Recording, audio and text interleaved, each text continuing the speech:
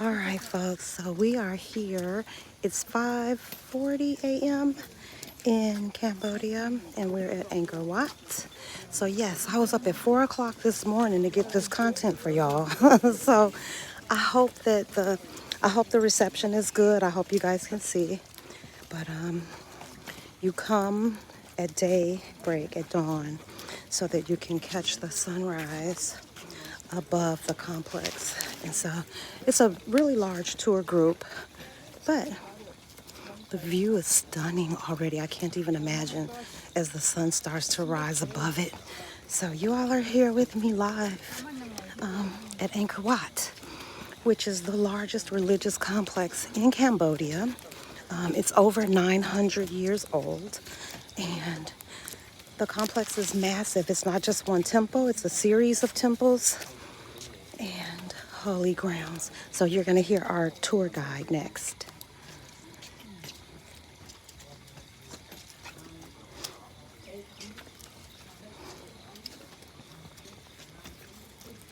Right, so as I said, the main temple there open at 6 a.m. Temple. No, it's still closed. So what we are doing now, look at to my right hand side. It has a pond down there to see the reflections. So the one down here very clear reflection. Another pond on the left hand side, but this one it has fence, so not so clear reflections. So Okay. for me, I like the one down here on my right hand side. So that's why somebody already there. They're standing and they're taking photo, the reflection side and the water down there. So for the sunrise, I will give you 2 times to enjoy yourself. So the missing point is here, this palm tree, 6:20. So 20 past 6, see you back here.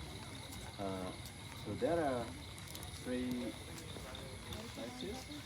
Number 1 down here, number 2 on my left hand side there, and number 3 sitting in the library and for the sunrise. If you really need to use a restroom, the monastery over there, they have restroom. Or maybe 3-star toilets. Good But morning. the Good 5-star morning. I'm toilets not sure who's open here, at but 6 good p.m. morning. Welcome to the live.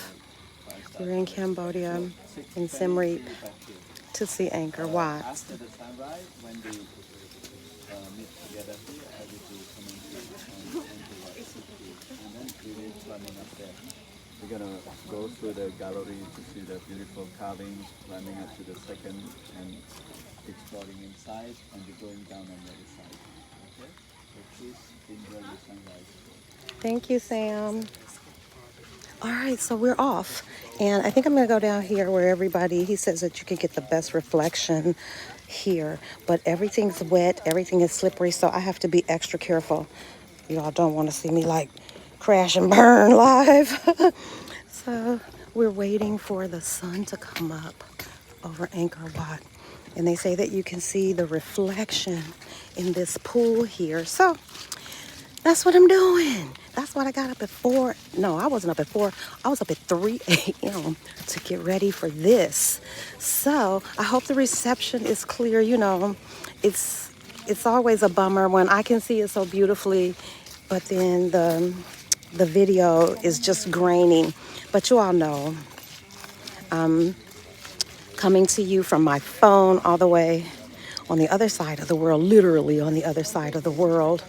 So I'm trying to position myself in a place where we can see, so you can get the best view. Oh, but I see the reflection on the water. I see what they're talking about. Okay, let me get rid of this umbrella. And then I'm gonna shimmy through too. Uh-oh, excuse me. That's okay. Excuse me. There it is. This is what we're waiting for. The sunrise over Angkor Wat. I think it might be a better angle from this way. You can see the tall center tower. I wish I could blow this up. Let me see if I can make this bigger. Haha. There we go. And so we will be waiting for sunrise. I'll probably check out. I think I said already, Angkor Wat is the largest religious complex in Cambodia. The structure is over 900 years old, and it is made up of many temples and buildings. So throughout the day, I'll be popping in and out just to show you. So I wanted to see if we could catch the sunrise. They say the sun rises at 6. It's been raining, so it's a little cloudy, but we can still catch the reflection off the water. So I'm not too shabby of you, not too shabby. Do I think Cambodia is worth a visit? I absolutely do. I think you could possibly do it in a week. I think you could do Siem Reap in a week. Phnom Penh, maybe a week. I'm here for an entire month. That's a little, that went a little long. A month is, you don't need a month to do Cambodia. I just want to let this up. Can I let it up? You don't need to do a month. I'm sorry. Sorry, you don't need a month to do Cambodia. But 2 weeks, a week in each place would be sufficient. I think you could do that. And yeah, I think that'll get you there. So here we wait. Hey Lisa, so nice to see you. Hey Brenda. Hey my peas. Hey Marissa. I hope that just through some of the pictures and videos that you guys, I hope I've been able to capture the beauty, the greenness, the lushness.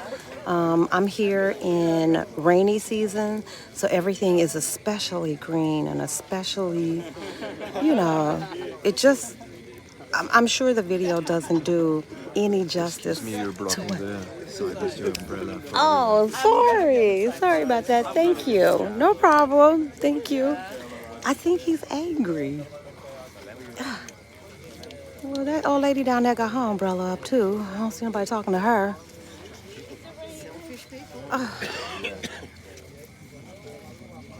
Maybe not mindful, but selfish never. Karen. Yeah, Karens are everywhere. You can find one. And I will put you live on YouTube. Yes, I will. Mind your manners. Yeah, so you have to be a real one everywhere you go. Because they could have just stepped up.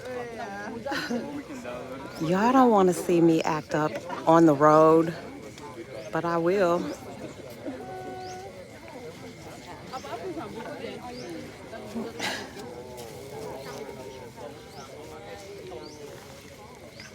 Yeah, she just stepped up. That one back there just stepped up to me and said, "Oh, you're blocking everybody's view." It's raining out here. We all have umbrellas. Everybody has one. I think what would have been a little more appropriate and maybe a little more friendly would be to just say, "Could you please put your umbrella down? You're blocking our view." But this Karen had the nerve to say to me, "Selfish people." Yeah, they're everywhere. They are everywhere. They can buy plane tickets too. Even in Colombia, yes. Even in Cambodia, yes. But what you don't want is to go viral for being a Karen, an international Karen, because you will get it.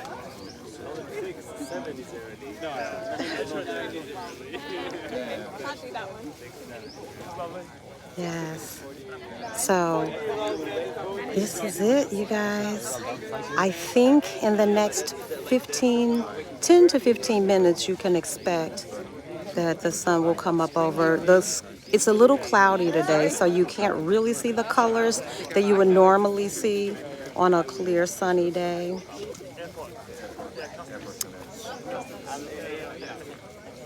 And let me just show you. Let me show you all the people with these umbrellas. I don't see nobody asking them to put their umbrellas down, not a soul. What made her think she could step to me was, that's insane. There you go.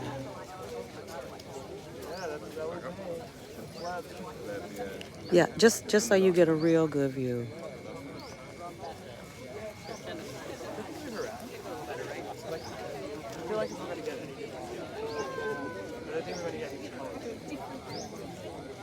the angles. Do you reckon go around via the trees or via the...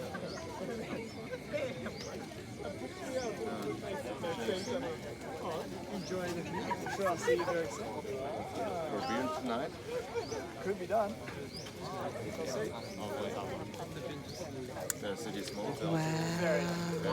Sure, I'll probably see you. I imagine you're going all day. I imagine I'll see you around. Yeah, we so we're planning. We're with the driver, but we're doing all the other ones. Okay, let me just focus right here and try to get you all the best reception possible. Yeah, man, absolutely.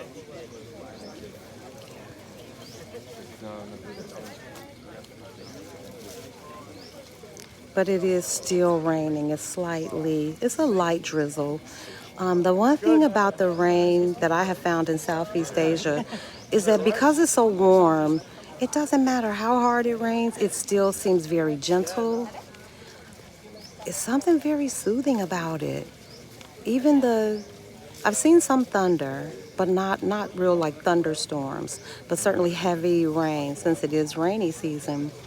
But it never feels like an imposition, if that makes sense, because it's so warm. And I don't know, I've walked in the rain, I think, more in Southeast Asia than I've ever walked in the rain before, simply because you're just used to being wet. So I always keep Tevas on my feet because I don't mind those getting wet. I haven't had on real proper shoes. Oh my God, I've been in Southeast Asia almost going into 3 months.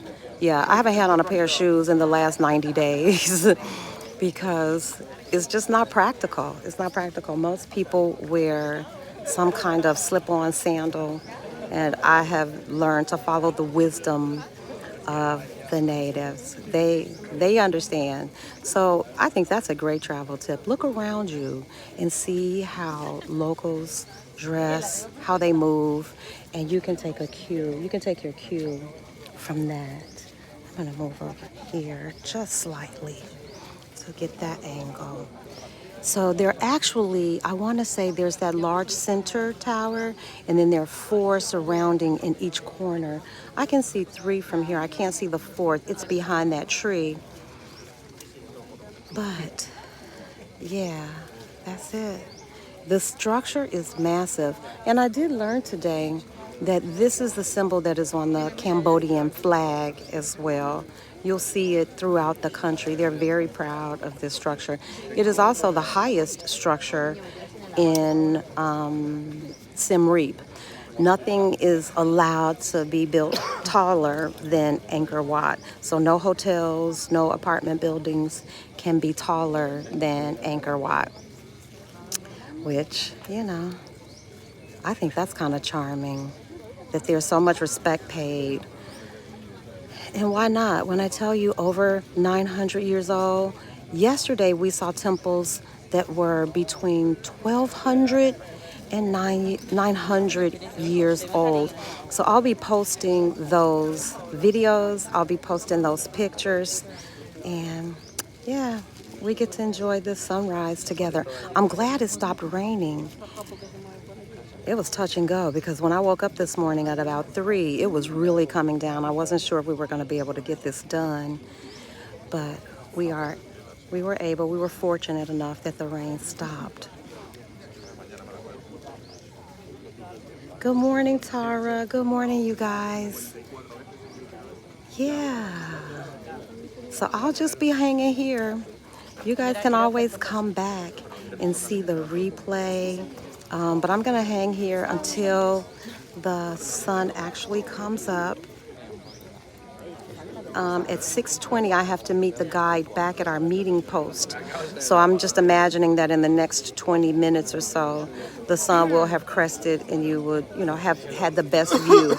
So I'll cut out at about 6:20 and get some pictures too. Yep, put Siem Reap. Put it on your list. It is worth doing. Do I think you need a month here? No, I don't. I think you could do 1 week in Phnom Penh and a week in Siem Reap, and you would have that would be enough time to see everything and not feel rushed. But I will say this, you all know I've just left where was I? Thailand. And this is no knock to anybody, but the food in Thailand was delicious. This not so much, y'all. I've been eating chicken wings and French fries because it's been the only thing that I knew, my tummy would be okay.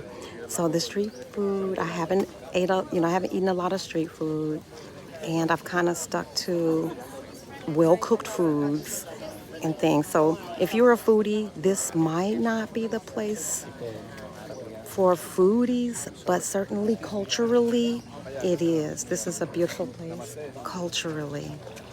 There's lots to see, lots to explore, lots of temples. Certainly, if you're interested in Asian culture, there's an interesting meld of people here because Cambodia is sandwiched in between Thailand and Vietnam. And so you will find, even though I think our guy said 90% of the people in Cambodia are Khmer or native Cambodians, around the borders, you will find a larger concentration of Vietnamese and Thai people. So, yeah, of course, if you live next door, you have a neighbor, people are going to migrate. And you find that here too, it's no different. But the peace and the serenity, so I think we will be able to capture the sunrise. I do. I think we will be able to. I am in Siem Reap. The name of the city is Siem, S-I-E-M, Reap, R-E-A-P. And it used to be the capital of Cambodia until the capital was moved to Phnom Penh. So now Phnom Penh is the capital of Cambodia. This was a 6-hour ride from, I want to say I had to come north. I want to say 6 hours north of Phnom Penh. But totally worth the ride. The ride up was, was a little sketchy. There were 15 of us in a van. And when I tell you, I think I got married in that van. I practically sat in that man's lap all the way for 6 hours. So, yeah, you can fly here from Phnom Penh. The flight's really inexpensive. But by the time you get up in the air, you're back down. So I'm trying to decide if I am going to take a bus back or if I'm going to fly back. So yes, the city is Siem Reap. The structure is Angkor Wat, A-N-G-K-O-R, and Wat, W-A-T, I believe means temple or church, because most of the buildings or the temples I've seen are called something Wat. So I'm going to assume that Wat means temple. Yes, yes, yes. Hey, Latasha. Hey, Tara. I'll be posting. You all can check on my YouTube community page, the community tab. I'll be posting more pictures and more video from Siem Reap. So go over there. What I love is the information that the guide has given me. So much history. So many ties, if anybody is familiar with the Vietnam War and how Cambodia was ravaged by that as well, the bombings, the U.S. has had its hand in some things. And so they're still rebuilding. As few as 50 years ago, more recently than that, there were parts of Cambodia that didn't have electricity. My guide yesterday or the day before was sharing that, and he's younger than me, that he grew up in a house where they didn't have electricity and that they would use candlelight and they didn't even have a fan. And if you can imagine the heat here in Cambodia and not having, it's not an AC, but not even being able to run a fan. He said they would have to get up in the middle of the night and take a shower to cool off. So, yes, this is very much a country that is in a rebuilding stage. But when I tell you, in Phnom Penh particularly, skyscrapers, they don't have that. Well, here in Siem Reap, it's a law that you can't build a building taller than the Angkor Wat. So you don't see a lot of skyscrapers going up. But in Phnom Penh, I was really surprised by the level of new construction. And so there's a positive to that and a negative. And the positive is that the cities, this area is growing. Money is coming in, commerce. But because of COVID, a lot of the tourism traffic hasn't returned. And so people are they still need help. But what I think the dark side for me is that so much of the property and the new commerce and the new commercial real estate is being purchased by the Chinese. And my driver shared with me that they get a tax incentive for building here, but oftentimes they don't complete the building. And I saw this time and time and time again.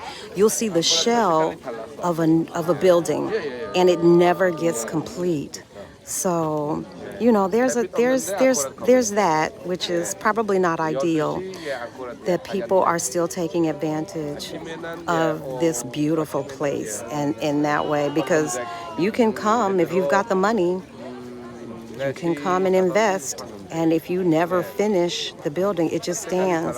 And I'll have to show you that. I passed building after building after building.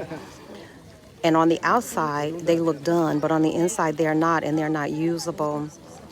But of course, the people have already gotten the tax benefit, and they just leave them. So there's that. There's all, I've learned so much on this trip. I've learned so much about history and how, in particular, the carnage and how cruel Cambodians were treated, not only by colonizers and invaders, but by their own people. That was sad. The Civil War was probably the most brutal. So if you aren't familiar with that, yeah, you might want to look it up if you're interested, if you're so inclined. But I'll be posting about it as well too. So yeah, I've got about 15 more minutes at this spot. I don't know if the sun is going to be able to burst through these clouds, but I can see it slightly over there. So maybe if the clouds move a little more in the next 15 minutes, we can really get that beautiful shot that everybody is kind of standing here for. Yeah. Oh, but you can hear the monks chanting. I'm telling you, that always does it for me. You know what? I think I'm going to move over. They are over there in that grass. That might be a good shot too. I think I'm going to move my angle slightly. So come take a walk with me. This is what I'm standing literally on the banks of this muddy shore. So I'm going to move over to another area. And there's that's the library over there on this complex. And as you can imagine, it's pretty swampy here. It's very wet, very grassy, and yeah, nobody needs real shoes. Oh, he got his tripod. Wow. I didn't bring my camera. I should have. But I'm going to walk over here and see. Oh, yeah, that's a much better angle. I don't know. Oh, everybody is standing there to get the reflection. I don't need the reflection. I want to be away from the crowd so that I can get a better view. That's the view. Oh, wow. Yeah, you can still, I think this is a better view. I'm not going to say anything. I'm going to let them stay over there. But you can absolutely hear the chanting monks. Every morning when I was in Phnom Penh, the monks start at about 4:30 in the morning. So you can hear them chanting every morning. By 5 o'clock, it's a full-on chant. And then by 5 o'clock in the evening, they do it again. So yes, this is a much better view. The only thing is you don't get the reflection of the water. But, I can get that on the way out. This is less crowded and a much better view. So we'll wait for the sunrise here. I'm telling you, I know for a fact that this cannot capture the colors that are in the sky. It's impossible to capture this, y'all.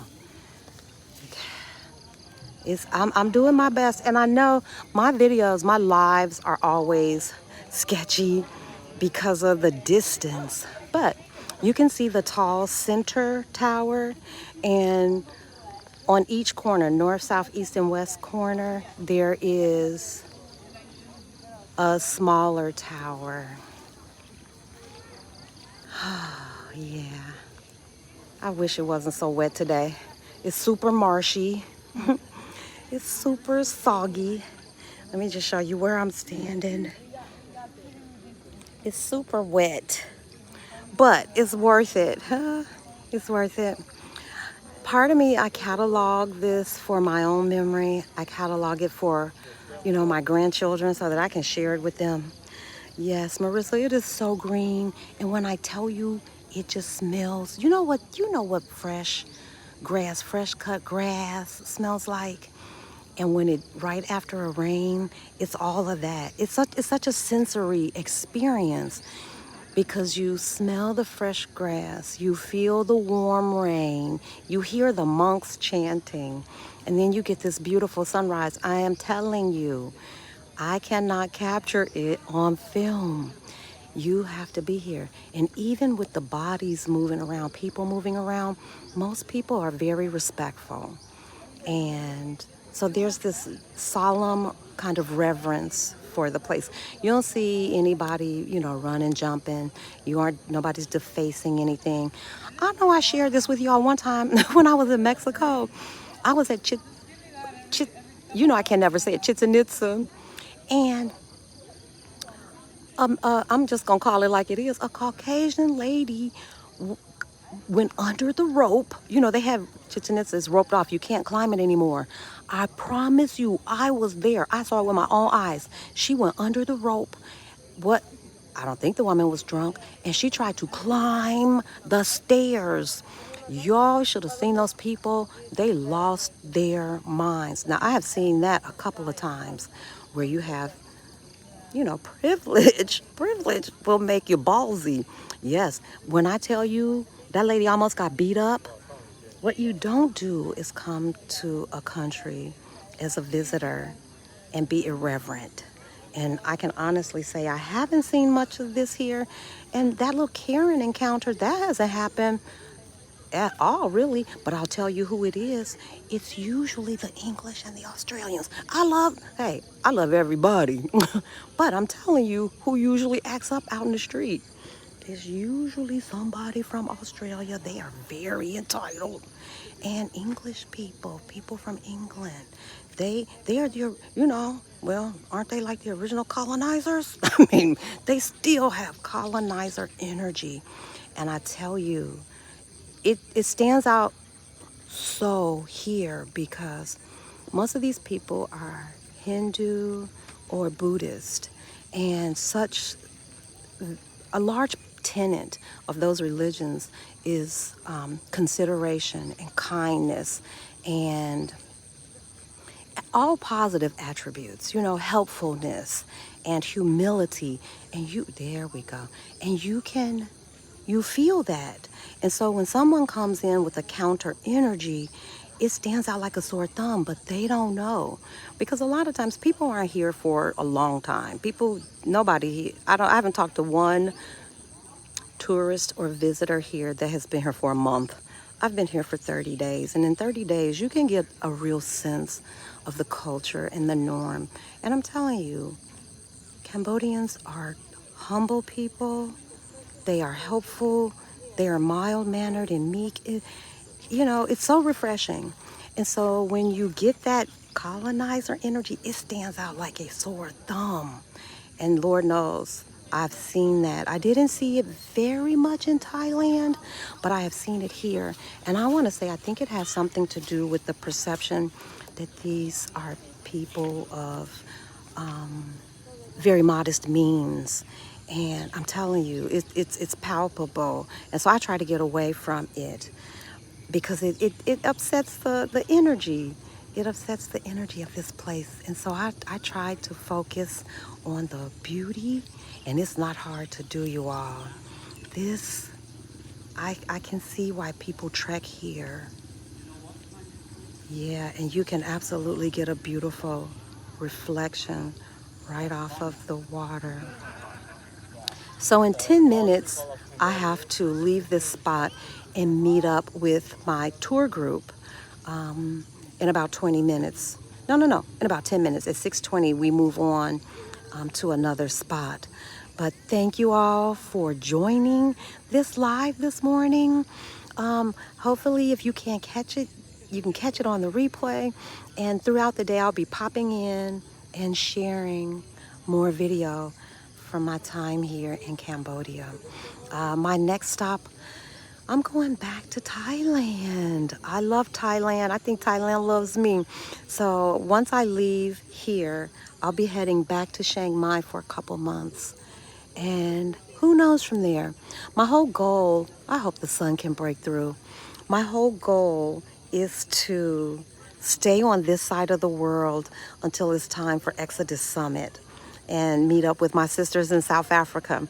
I don't want to go back west and then have to come take another 13-hour plane ride back to Africa. So that's my goal, y'all, is to stay out here long enough.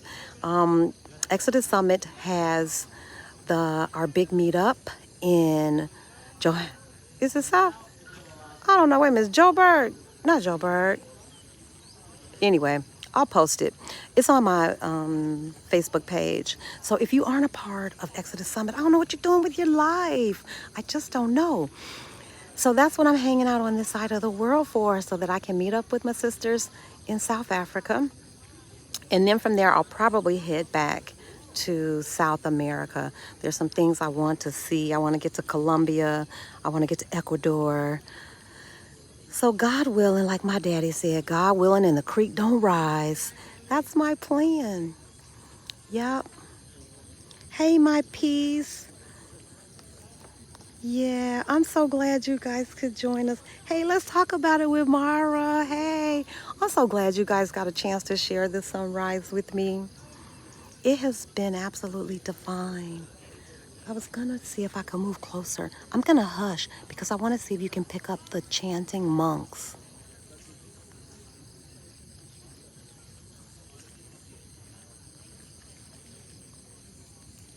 They stopped.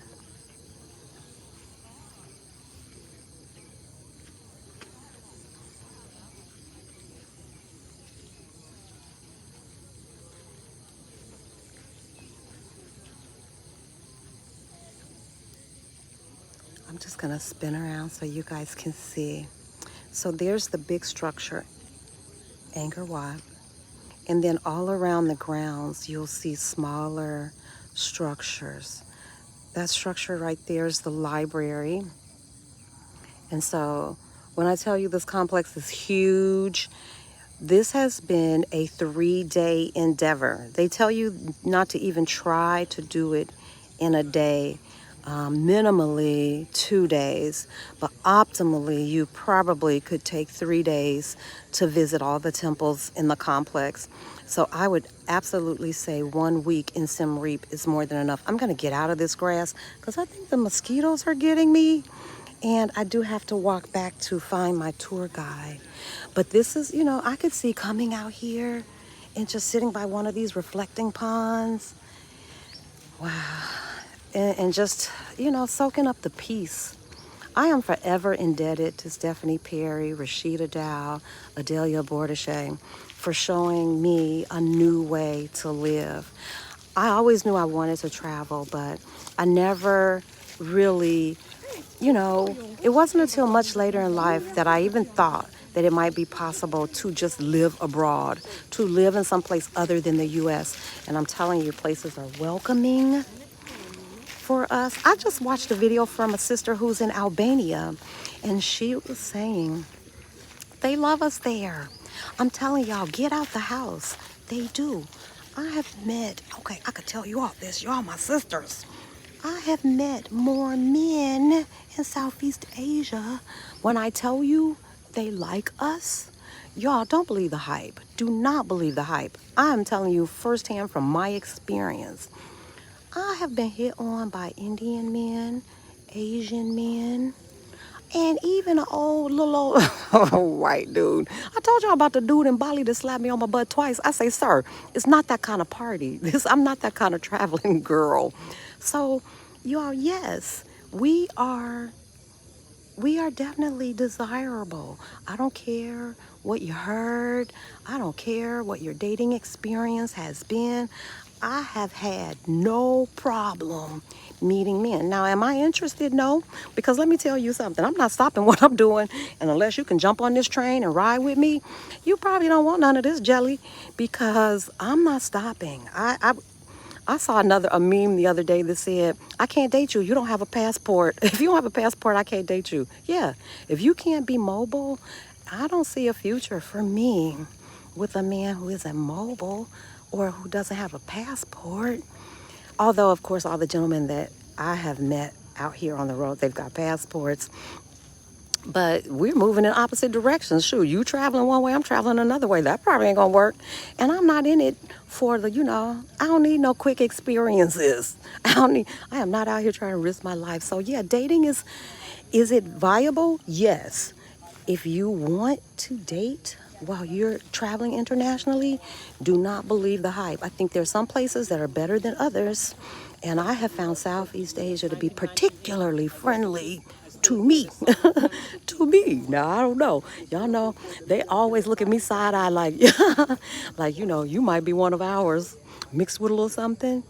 I don't know. But I have had some of the most wonderful encounters, with gentlemen out here on the road.